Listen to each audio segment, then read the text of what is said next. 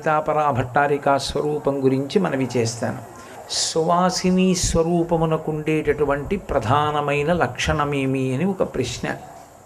సువాసిని అంటే సువాసిని సువాసిన్యర్చన ప్రీత అని లలితాపరా భట్టారికా స్వరూపానికి రెండు నామాలు. సువాసిని ఆమె, సువాసినిగా ఈ లోకమునందున్నటువంటి స్త్రీలు. సువాసిన్యర్చన ప్రీత, అటువంటి సువాసినుల చేత అర్చింపబడుట యందు ప్రీతి పొంది ఉండేటటువంటి తల్లి. సువాసిని అన్న మాటకి యథార్థమైనటువంటి అర్థం కేవలం పెళ్ళైపోయిన ఆడది అని కాదు. సువాసిని పూజ అని చేస్తారు ప్రత్యేకంగా. ప్రతిరోజు సువాసిని పూజ, బాల పూజ ఉంటాయి, కుమారీ పూజ.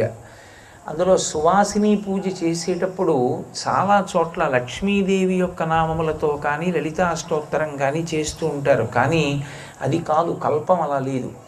సువాసిని పూజ చేసేటప్పుడు సువాసిని పూజకి సంబంధించిన నామములనే చదవాలి. సువాసిని పూజలో ఈ లోకమునందు వివాహమైనటువంటి ఒక గృహిణి ఎందుచేత పూజ పొందడానికి అర్హురాలైందో తత్విశేషములను సమన్వయం చేస్తూ నామములు చెప్తారు. ఆ నామముల చేత ఆమె పూజార్హత పొందినది అన్న విషయం మీకు అర్థమవుతుంది. పరదేవత సువాసిని, పరదేవతా లక్షణము ప్రకాశించినటువంటి గృహిణి సువాసిని. ఏమిటి దాని అర్థం అంటే, సువాసినికి కేవలముగా మంగళసూత్రం, నల్లపూసలు, మట్టెలు, సిగలో పువ్వులు, చేతికి గాజులు, చెవికి తాటంకములు ఇవే ప్రధానం కాదు. కొన్ని గుణములు ప్రధానములై ఉంటాయి. అందులో మొట్టమొదటిది ఏది అంటే పతిభక్తి కలిగినటువంటిదై ఉండాలి. రెండవది బంధుజనుల యందు విశేషమైనటువంటి ప్రీతి కలిగినదై ఉండాలి. అన్నదానం చెయ్యడంలో, ఇంటికొచ్చినటువంటి అతిథికి అన్నం పెట్టడంలో అన్నపూర్ణా స్వరూపము యొక్క అంశని పొందినదై ఉండాలి. ధర్మమునందు విశేషమైనటువంటి అనురక్తి కలిగినదై ఉండాలి.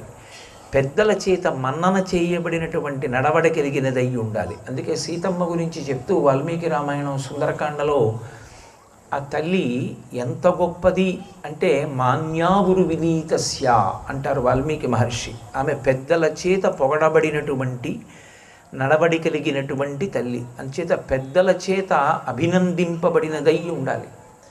అటువంటి లక్షణములు కలిగి ఉన్నదైతే ఆమె సువాసిని పూజ పొందుటకు అర్హురాలు. కేవలం పెళ్ళవడం సువాసినిత్వం కాదు, పెళ్ళి అయిన తరువాత ఈ గుణములను పొంది ఉండడం సువాసినిత్వం.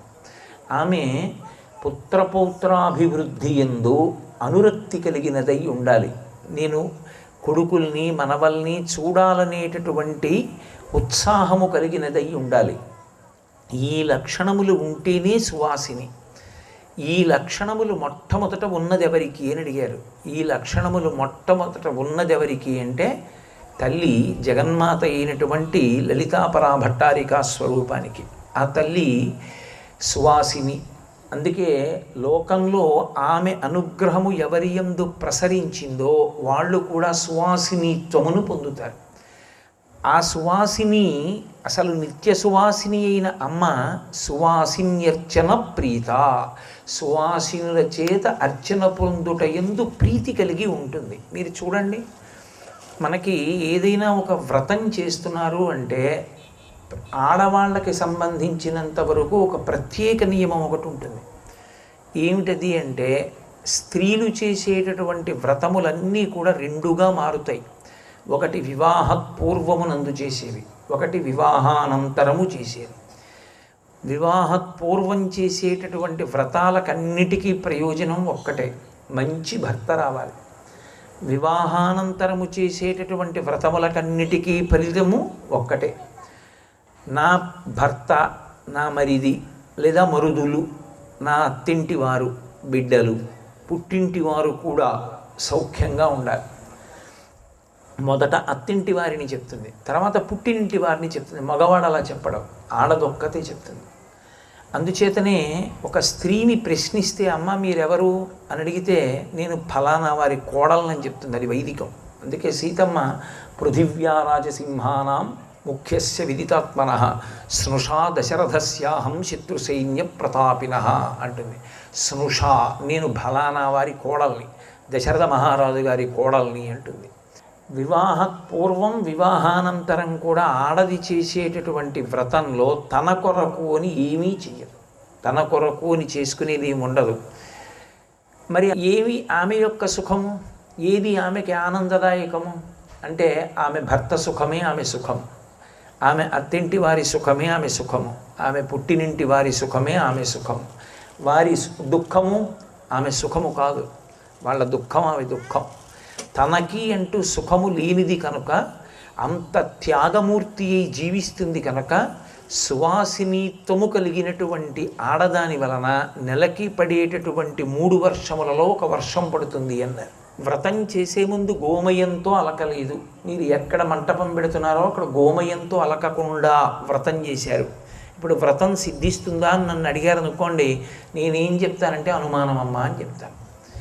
ఎందుచేత భూమికి శుద్ధేది. అక్కడ మీరు పరదేవతని ఆవాహన చేసి వ్రతసిద్ధి పొందాలి అంటే ఆవిడ కూర్చోడానికి యోగ్యత ఉండాలా? ఆ యోగ్యత ఉంటే కదూ ఆవిడొచ్చి కూర్చోవడం. అలా కూర్చోవాలి అంటే ఆ భూమి శుద్ధి పొందాలి. భూమి శుద్ధి పొందాలి అంటే ఒక్కటే కారణానికి శుద్ధి పొందుతుంది, గోమయం చేత అలకాలి. ఆ గోమయం చేత అలకకుండా చేశారనుకోండి, అక్కడ వచ్చి లక్ష్మీదేవి కూర్చుంటుందా అంటే చెప్పడం కష్టం. సర్వం శ్రీ ఉమామహేశ్వర పరబ్రహ్మార్పణమస్తు. స్వస్తి.